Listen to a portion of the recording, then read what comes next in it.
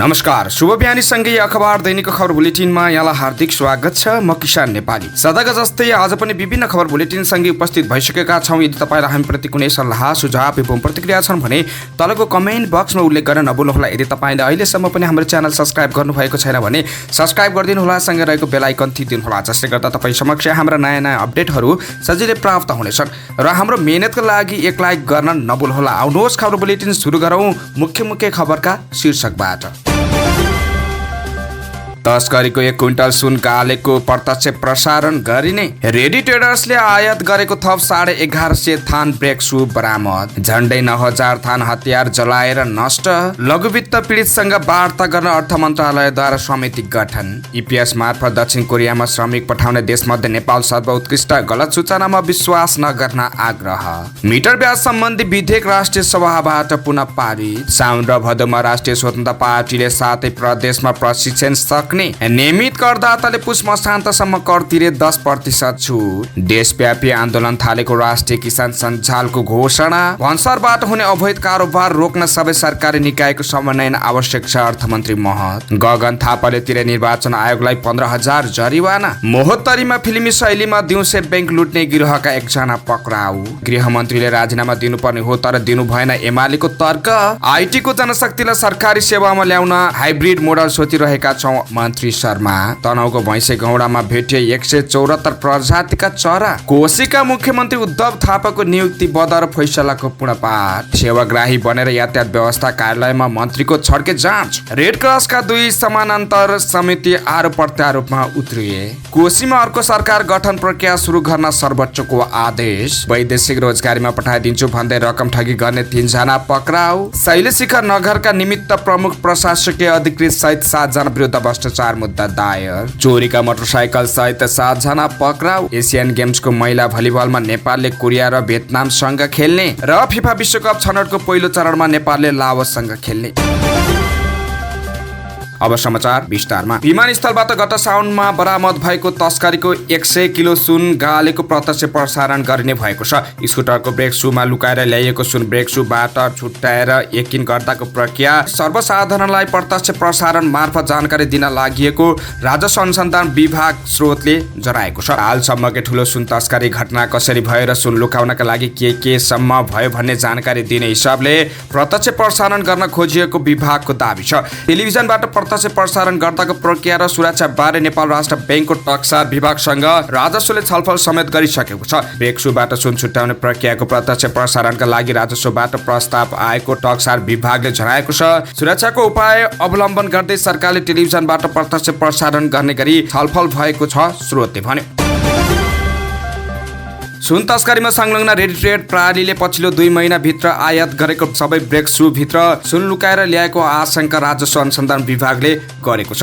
राजस्व अनुसन्धान विभागले बुधबार काठमाडौँको सोराखुट्टेमा रहेको कम्पनीको गोदाममा छापा मार्दा थप 1162 थान ब्रेक सु बरामद भएको छ, जसमध्ये प्रारम्भिक परीक्षणमा आधा भन्दा धेरै ब्रेक सु फुक्लिएको पाइएको छ। त्यसबाट तस्करले सुन झिकेर लगेको हुन सक्ने विभागको अनुमान छ। बरामद ब्रेक सु ल्याब परीक्षणका लागि भन्सार विभाग पठाइएको छ, तर गोदाममै सुन छुट्याएर तस्करले लगेको अवस्थामा फुक्लिएका धेरै ब्रेक सु भेट्यो, विभाग स्रोतले भन्यो। गोदामबाट ब्रेक सुबाट सुन पगाल्ने उपकरण 1 थान र सुन तौलिने तुलो समेत भेटिएको विभागले जनाएको छ। सोराखुट्टेको गोदामबाट 66 वटा प्याकेटमा 1162 किलो ब्रेक सु बरामद भएको थियो, जसमा हरेक प्याकेटमा 10 थान दरले ब्रेक सु थियो। 1 थानमा 1 जोडी ब्रेक सु रहेकोमा विमानस्थलमा बरामद भएकोमा एउटामा चाहिँ सुन थियो, तर सोराखुट्टेमा बुधबार बरामद मध्ये एउटा पातो ब्रेक सु झिकिएको अवस्थामा भेटिएको छ। यद्यपि विस्तृत विवरण ल्याब परीक्षणपछि मात्रै थाहा हुने विभागले जनाएको छ। नेपाल प्रहरीले विभिन्न समयमा बरामद भएका झण्डै 9000 थान हतियार जलाएर नष्ट गरेको छ। विभिन्न मिति र ठाउँबाट कानुन बमोजिम जफत भएका प्राप्त हुन आएका बरामद भएका वा व्यवहार गरी 8896 थान हात हतियार बिहिबार काठमाडौँको कपनमा नष्ट गरिएको प्रहरीले जनाएको छ। भरुवा बन्दुक 6074 थान, 12 बोर 177 थान, विभिन्न प्रकारका पिस्तोल 1076 थान, म्याग्रम 232 थान, इयर गन 29 थान, शर्ट गन 229 थान, 3 राइफल 626 थान, रिभल्भर 334 थान, ग्यास गन 10 थान, हर्नेट 25 थान र नाम नखुलेको 84 थान हात हतियार नष्ट गरिएको प्रहरी प्रधान कार्यालयले जनाएको छ। काठमाडौँ महानगरपालिका 11 नेपाल प्रहरी केन्द्रीय विशेष कार्य दल कपन परिसरमा हात हतियार नष्ट गर्नका लागि प्रधान कार्यालय कार्य विभागमा प्रहरी अतिरिक्त महानिरीक्षक समेतका प्रतिनिधिहरू, गृह मन्त्रालय, जिल्ला प्रशासन कार्यालय काठमाडौँ, कोष तथा लेखा नियन्त्रण कार्यालय लौनचौर एवं स्थानीय प्रतिनिधि र बुढालिनाकट्टा नगरपालिका 11 का वडाध्यक्ष लगायतको सहभागिता थियो। गृह मन्त्रालयको गएको जेठ 17 गतेको पत्र अनुसार हतियार नष्ट गर्न नेपाल प्रहरी प्रधान कार्यालय कार्य विभागका प्रहरी अतिरिक्त महानिरीक्षक मीरा चौधरीको अध्यक्षतामा प्राविधिक टोली गठन भएको थियो। अर्थ मन्त्रालयले काठमाडौँमा आन्दोलनरत लघु वित्त पीडित समितिसँग वार्ता गर्न समिति गठन गरेको छ। अर्थ मन्त्रालयको वित्तीय क्षेत्र व्यवस्थापन तथा संस्थान समन्वयन महाशाखाका प्रमुख सहसचिव भूपाल बरालको संयोजकत्वमा वार्ता समिति गठन गरिएको हो। अर्थमन्त्रीहरूको निर्णयबाट गठन भएको वार्ता समितिमा गृह मन्त्रालय, कानुन न्याय तथा संसदीय मामिला मन्त्रालय तथा नेपाल राष्ट्र बैंकका प्रतिनिधि पनि सदस्य रहनेछन्। पीडितहरूले सावसहित ब्याज मिनाहा गर्नुपर्ने, पीडितलाई न्याय दिनुपर्ने र ऋण उठाउने क्रममा आफूहरूमाथि दुर्व्यवहार गर्नेलाई कारबाहीको माग सहित आन्दोलन गर्दै आएका थिए। रोजगार अनुमति प्रणाली EPS मार्फत दक्षिण कोरियामा श्रमिक पठाउने विषयमा सामाजिक सञ्जालमा आइरहेका गलत सूचनामा विश्वास नगर्न EPS कोरिया शाखाले आग्रह गरेको छ। शाखाको लेटर प्याड किर्ते गरी तत्काल नेपालबाट कुनै पनि कामदार कोरिया नभित्राउने सम्बन्धी अत्यन्त जरुरी सूचना भन्दै भ्रम छर्ने काम भइरहेकाले यस्ता सूचनामा विश्वास नगर्न वैदेशिक रोजगार विभाग अन्तर्गत EPS कोरिया शाखाले सूचना जारी गरेको छ। नेपालीहरूमाझ लोकप्रिय बन्दै गइरहेको रोजगार अनुमति प्रणाली EPS-लाई केही व्यक्ति एवं समूहहरूले सामाजिक सञ्जालमा विभिन्न पेज मार्फत, विभिन्न पेज समेत बनाई कतिपयले EPS को लोगो एवं लेटर प्याड समेत राखी भ्रमक र नक्कली फेसबुक खोल्ने, भ्रमक विषय लेखी समाचार बनाई जथाभावी पोस्ट गर्ने एवं त्यस विषयमा सत्य तथ्य नबुझी अरूले समेत सेयर गर्ने लगायतका कार्य गरी कानुन विपरीत गतिविधि गरिरहेको हुँदा विश्वास नगर्नु हुन सम्बन्धित सबैलाई जानकारी गराइन्छ, शाखाको सूचनामा उल्लेख गरिएको छ।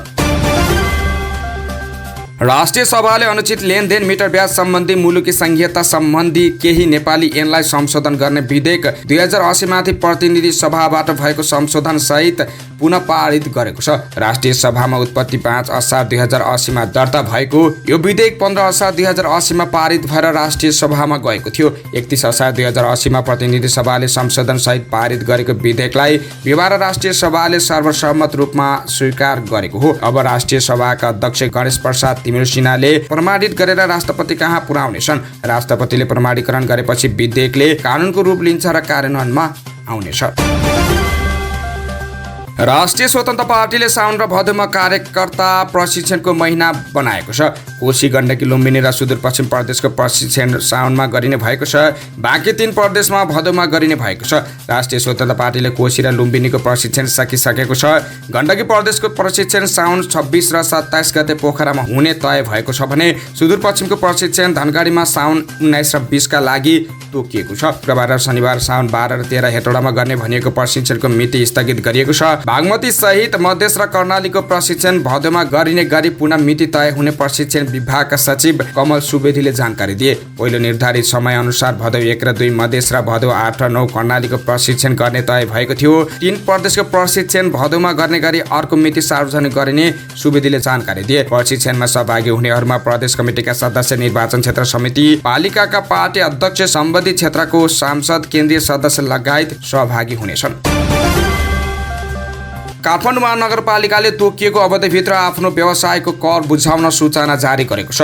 महानगरपालिकाको राजस्व विभागले सूचना जारी गर्दै कर बुझाएर छुट सुविधा लिन पाउने समेत जनाएको छ। महानगरले तिर्न बुझाउन पर्ने सम्पत्ति कर, बहाल कर, व्यवसाय करमा दिएको छुट सुविधा लिन आग्रह गरेको छ। सम्पत्ति, व्यवसाय र बहाल कर नियमित तिर्नेलाई आउँदो पुस मासान्तसम्म तिरेमा चालु आर्थिक वर्षको कर रकमको 10% रकम छुट हुनेछ। महानगरपालिकाले जारी गरेको सूचनामा उल्लेख छ। यसैगरी महानगर क्षेत्रभित्र सञ्चालन भएका होटल, रिसोर्ट वा चलचित्र घरको नाममा घर जग्गा भई वा भाडामा लिएर होटल, रिसोर्ट वा चलचित्र घर निर्माण गरी सञ्चालन गरेको करदाताको हकमा बक्यौता सहितको सम्पत्ति कर चालु अबको पुस मसान्तभित्र चुक्ता गरेमा थप 30% छुट सुविधा रहेको महानगरको राजस्व विभागले जनाएको छ। महानगरपालिकाको राजस्व विभाग अनुसार व्यावसायिक रूपमा गाडीको पार्किङ प्रयोजनका लागि भवन निर्माण गरेका भवन निर्माण सम्पन्न भएको मितिले पार्किङ प्रयोग हुने क्षेत्रको 10 वर्षसम्म कर छुट हुनेछ। 1 सूचना उद्यम कार्यक्रम अन्तर्गत सञ्चालित उद्योग वा व्यवसायीहरूको दर्ता भएको 3 वर्षसम्म बुझाउन पर्ने व्यवसाय कर र दर्ता शुल्कको कर 95% छुटको व्यवस्था छ। राष्ट्रिय किसान सञ्जालले देशव्यापी आन्दोलन सुरु गरेको घोषणा गरेको छ। हिजो काठमाडौँमा पत्रकार सम्मेलन गर्दै सञ्जालका संयोजक गणेश तिमल सिन्हाले देशव्यापी आन्दोलनमा होमिएको घोषणा गरेका हुन्। लम्की स्किन रोगबाट पशु क्षति भएको, पशु बिमाको रकम नपाएको, तरकारी उत्पादन किसानले उचित मूल्य नपाएको, धान खेतीको बेलामा पनि मल अभाव भएको भन्दै सञ्जालले आन्दोलन घोषणा गरेको हो। सञ्जालले लम्की स्किन रोगलाई महामारी घोषणा गर्नुपर्ने, त्यसको नियन्त्रणमा लिनुपर्ने र किसानलाई राहत तथा क्षतिपूर्ति दिनुपर्ने प्रमुख माग राखेको छ। साथै कालीमाटी फलफुल तथा तरकारी बजार विकास समितिका व्यतिथि अन्त्य हुनुपर्ने लगायतका माग सञ्जालले राखेको छ। कालीमाटी तरकारी बजार विकास समितिले खुल्ला प्रतिस्पर्धा बिना सटर भाडामा लिएकाहरूसँग नवीकरण गरेको भन्दै सञ्जालले धरना दिँदै आएको छ। बजार समितिले वार्तामा बोलाए पनि समस्याको समाधान हुन सकेको छैन। अर्थमन्त्री डाक्टर प्रकाश शरण महतले त्रिभुवन अन्तर्राष्ट्रिय विमानस्थलबाट हुने तस्करी वा अन्य छानबिन गतिविधि नियन्त्रणमा सबै सरकारी निकायको समन्वयनात्मक भूमिका आवश्यक रहेको बताएको छन्। करिब 1 क्विन्टल सुन प्रकरणमा पनि एउटा सरकारी निकायको सूचनाको आधारमा अर्को सरकारी निकायले बरामद गरेको भन्दै उनले निराश नभई समन्वयनात्मक ढङ्गले काम गर्नुपर्ने बताएका छन्। हिजो त्रिभुवन अन्तर्राष्ट्रिय विमानस्थल भन्सारको स्थलगत अनुगमनपछि पत्रकारसँग कुरा गर्दै मन्त्री महतले विमानस्थलमा रहेका राजस्व अनुसन्धान विभाग, भन्सार विभाग, जनपथ प्रहरी, सशस्त्र प्रहरी, नेपाली सेना र नागरिक उड्डयन प्राधिकरण बीच राम्रो समन्वय भए अपराध न्यूनीकरण हुने बताएका छन्। त्यससँगै त्यहाँ जडित प्रविधिलाई पनि समय अनुकूल स्तर उन्नति गर्नुपर्ने उनको भनाइ छ। प्रविधिलाई स्तर उन्नति गर्नका लागि चाहिने कुराहरूमा पनि अर्थ मन्त्रालयले पुरा सहयोग गर्ने मन्त्री महतले बताएका छन्। नेपाली कांग्रेसका महामन्त्री तथा काठमाडौँ 4 का प्रतिनिधि सभा सदस्य गगन थापाले निर्वाचन आयोगलाई 15,000 रुपियाँ जरिवाना तिरेका छन्। निर्वाचन आयोगले चुनाव खर्च विवरण बुझाएर सार्वजनिक नगरेको भन्दै प्रतिनिधि सभा र प्रदेश सभा सदस्य निर्वाचनका उम्मेद्वारलाई 15,000 जरिवाना तोकेको थियो। थापालाई बुधबार सामाजिक सञ्जाल मार्फत आयोगले तोकेको 15,000 रुपियाँ जरिवाना तिरेको जानकारी गराएका छन्। आफूले आयोगमा 2069 मङ्सिर 25 गते नै खर्च विवरण बुझाएको र त्यो विवरण सार्वजनिक पनि गरेको, तर सार्वजनिक गरेको जानकारी आयोगलाई गराउनुपर्छ भन्ने थाहा नभएको थापाले बताएका छन्। अत 15,000 जरिवाना तिरेको जानकारी गराउँदै पहिला नै आयोगलाई बुझाएर सार्वजनिक भइसकेको निर्वाचन खर्च विवरण पुनः सार्वजनिक गरेको जानकारी गराउँछु, थापाले फेसबुकमा भनेका छन्। मोहत्तरीको दिनदाडे हतियार देखाएर फिल्मी शैलीमा एनएमबी बैंक लुट्ने गिरोहका 1जना पक्राउ परेका छन्। पक्राउ पर्नेमा भारत बिहार राज्य जिल्ला मधुबनी पोस्ट फुलहर टोल गोपालपुर 13 हल्लाटी टोलका 20 वर्षीय अजय कुमार रहेका छन्। उनलाई प्रहरीले बुधबार पक्राउ गरेको हो। उनलाई बुधबार मोहत्तरीको मटिहानी नगरपालिका 8बाट पक्राउ गर्न सफल भएको मोहत्तरीका प्रहरी प्रवक्ता डीएसपी दिलीप कुमार गिरीले जानकारी दिए। उनका अनुसार पक्राउ परेका अजयमाथि हत्या र चोरी डाँका शीर्षकमा मुद्दा दर्ता गरी जिल्ला अदालत मोहत्तरीबाट हिरासतमा राख्न 7 दिनको म्याद लिई अनुसन्धान भइरहेको छ। मोहत्तरी गाउँपालिका 2 स्थित रहेको एनएमबी बैंकको शाखामा 16 जेठमा दिउँसै 4-5 जनाको हतियारधारी समूहले कर्मचारी तथा सेवाग्राहीलाई हतियार देखाएर 15,01,493 रुपियाँ तथा कर्मचारीका मोबाइल लुटेका थिए। नम्बर नभएको 2वटा मोटरसाइकल चढेर आएका उनीहरू बैंक लुटेर फरार भएका थिए। सुरुमा 38 लाख रुपियाँ लुटेको कर्मचारीले भने पनि पछि रुजु गर्दा 15,01,493 रुपियाँ मात्र लुटेको पुष्टि भएको थियो। घटना पश्चात मध्य प्रदेश प्रहरी कार्यालय जनकपुर र जिल्ला प्रहरी कार्यालय मोहत्तरीको संयुक्त अनुसन्धान टोलीले घटनाको वस्तुगत र वैज्ञानिक अनुसन्धान गर्दै घटनामा संलग्न भएका 4-5 जना व्यक्तिहरूको पहिचान खुलेको प्रहरीले जनाएको छ। सोही आधारमा लुटेराहरूको खोजबिन गरिरहेको प्रहरीले जनाएको छ। प्रमुख प्रतिपक्षी दल नेकपा एमाले उपप्रधान तथा गृहमन्त्री नारायण काजी श्रेष्ठले राजीनामा दिनुपर्नेमा नदिएको भनी राष्ट्रिय सभामा प्रश्न उठाएको छ। बिहिबार बसेको बैठकमा विशेष समय लिएर राष्ट्रिय सभामा एमाले संसदीय दलका नेता देवेन्द्र दाहाल गृहमन्त्रीले राजीनामा दिएर नैतिकता देखाउनु पर्नेमा आवश्यक टिप्पणी गर्दै हिँडेको बताएका छन्। विमानस्थलको सुरक्षा चिचोल्दै 100 किलो सुन बाहिर पक्राउ खान्छ भने त्यसै दिन मैले सुरक्षा व्यवस्थालाई व्यवस्थित गर्न सकिन भनेर विमानस्थल भन्सारसँग सम्बन्धित सुरक्षा संयन्त्रलाई सस्पेन्स गर्दै सम्मानित सदनलाई समेत सम्बोधन गर्दै राजीनामा दिनुपर्ने हो। तर त्यस्तो भएको छैन। दाहालले भने साउन 3 गते त्रिभुवन विमानस्थलबाट बाहिरिएपछि 100 किलो सुन राजस्व अनुसन्धानले बरामद गरेको थियो। उक्त घटनाको विषयलाई लिएर भोलिपल्ट साउन 4 गतेको राष्ट्रिय सभाको बैठकमा सांसदहरूले विमानस्थलहरूको सुरक्षामा प्रश्न उठाएका थिए। त्यही दिन गृहमन्त्रीले राष्ट्रिय सभाको बैठकलाई सम्बोधन गरेर राजीनामा दिनुपर्नेमा नदिएर नैतिकता नदेखाएको नेता दाहालको टिप्पणी छ। सञ्चार तथा सूचना प्राविधि मन्त्री रेखा शर्माले सूचना प्राविधि आइटी समूहलाई संघीय निजामती सेवा ऐनमा समेट्ने कोसिस भइरहेको बताएकी छन्। हिजो काठमाडौँमा आयोजित एक कार्यक्रममा उनले भन्दै गरेको संघीय निजामती सेवा ऐनमा आइटीलाई अलग समूहको रूपमा समेट्ने कोसिस भइरहेको बताएकी हुन्। सरकारी सेवामा अबका दक्ष म्यानपावरहरूलाई आकर्षित गर्नुपर्छ। त्यसो भएर हामीले अहिले संघीय निजामती सेवा ऐन यो आइटी समूहलाई अलग समूह बनाएर अगाडि बढाउने कोसिस गर्दैछौँ, मन्त्री शर्माले भनिन्। सूचना प्रविधि क्षेत्रमा जनशक्तिलाई अहिलेको परम्परागत ढङ्गको निजामती सेवाभित्र बाँधेर राख्न नहुने भनेर हाइब्रिड मोडेलको वर्कआउट गरिरहेको जानकारी उनले दिन्। परम्परागत ढङ्गको निजामती सेवा र त्यसभित्र आउने कर्मचारीहरूको सेवा सुविधा शर्तको जे अवस्था छ यो आइटी क्षेत्रमा काम गर्नेहरूलाई त्यसमा बाँधिराख्न जरुरी हुन्छ। त्यसमा बाँधिएर दक्ष जनशक्ति बन्न सक्दैन। पूर्व समन्वयन प्रशासन मन्त्री समेत रहेकी शर्माले भनिन्। त्यसकारण सूचना प्रविधिको क्षेत्रका निम्ति एउटा हाइब्रिड मोडेल सरकारी सेवामा आउने तर सेवा सुविधामा अर्को फरक ढङ्गले सोच्ने भनेर त्यो पनि वर्कआउट गरिरहेका छौँ, उनले भने।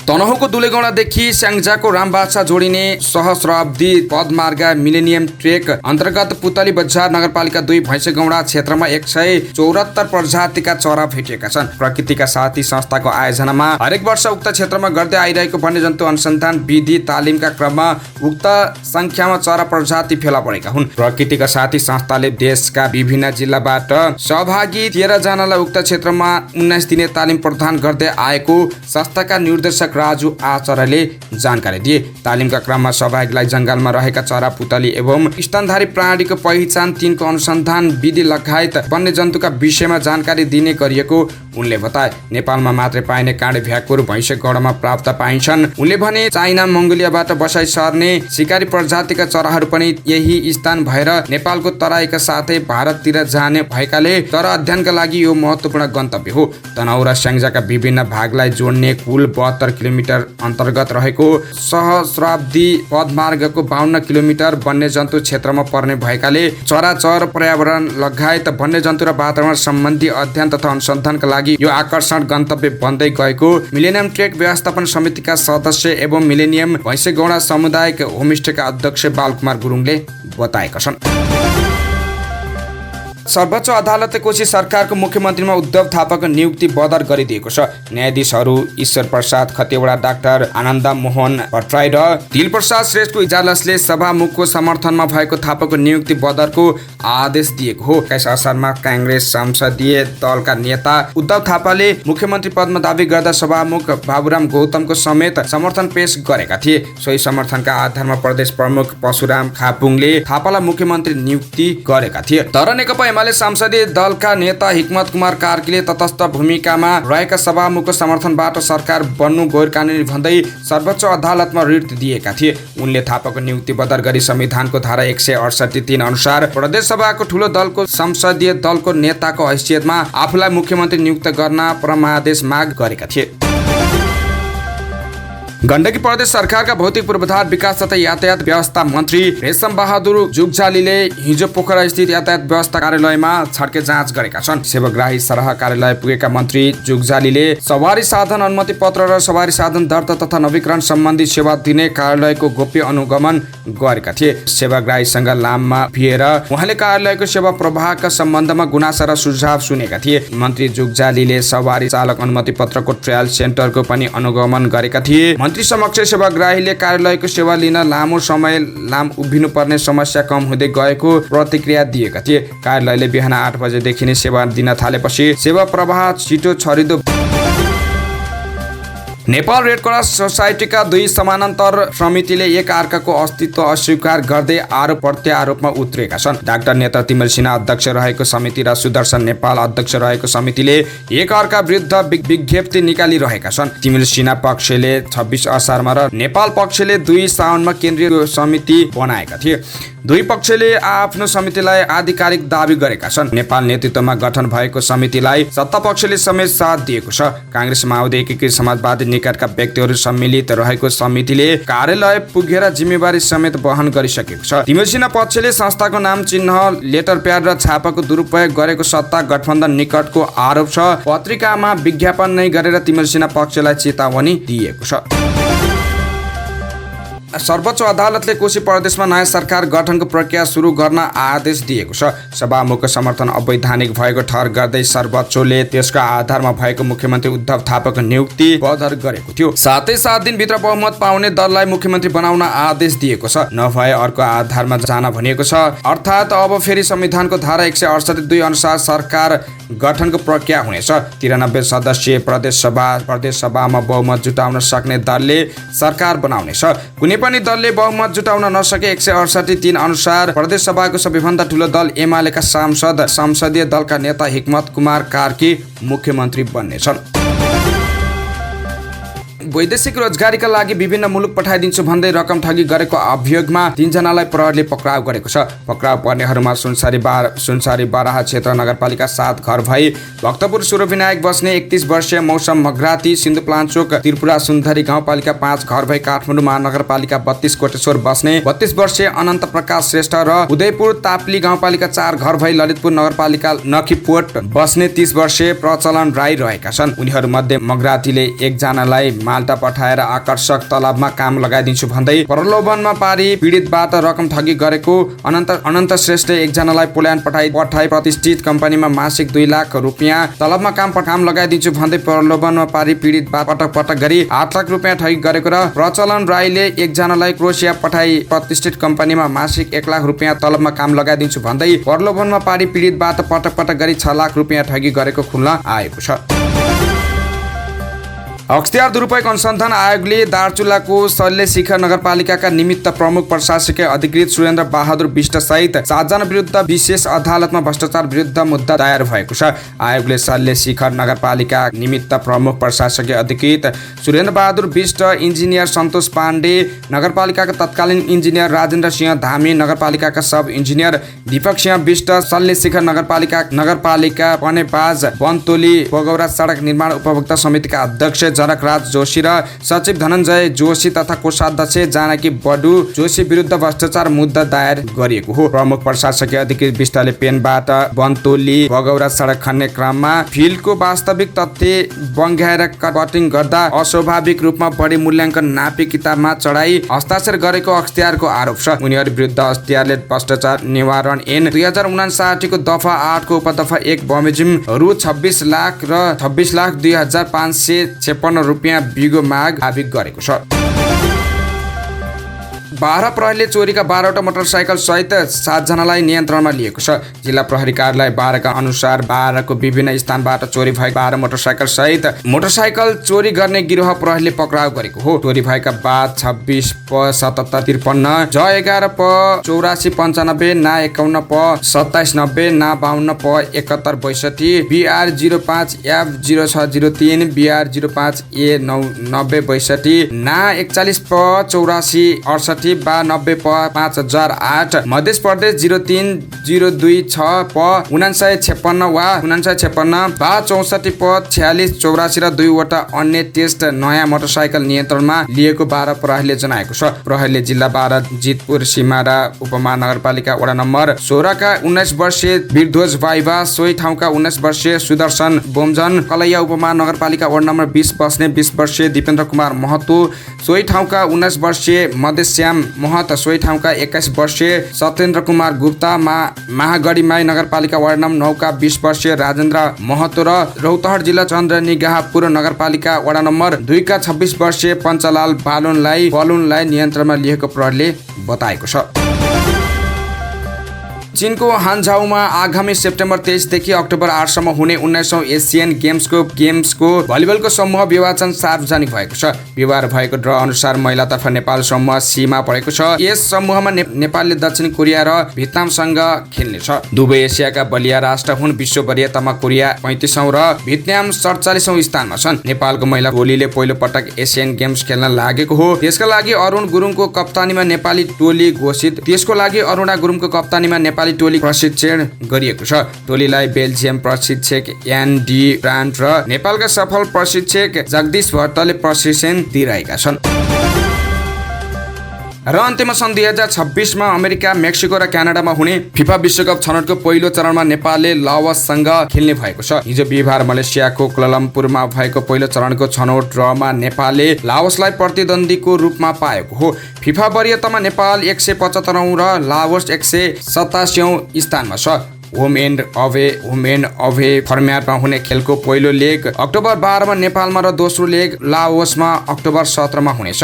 पहिलो चरणमा जित निकाल्ने टिमले दोस्रो चरणमा स्थान बनाउनेछन्। पहिलो चरणमा नेपालसँगै 20 टिमले प्रतिस्पर्धा गर्दैछन्। एसिया वरियताको पुच्छरमा 20 टिमले पहिलो चरणमा प्रतिस्पर्धा गर्न लागेका हुन्। नेपालका मुख्य प्रशिक्षक भिन्सेन्जो अल्बर्टो इनिसले यसअघि नै छनौटका लागि 30 सदस्यीय प्रारम्भिक टोली घोषणा गरिसकेका छन्। हवस् त यिनै खबरसँगै आजलाई अखबार दैनिक सकियो। बिदा हुन्छौँ। नमस्कार। हेर्दै रहनुहोला अखबार दैनिक।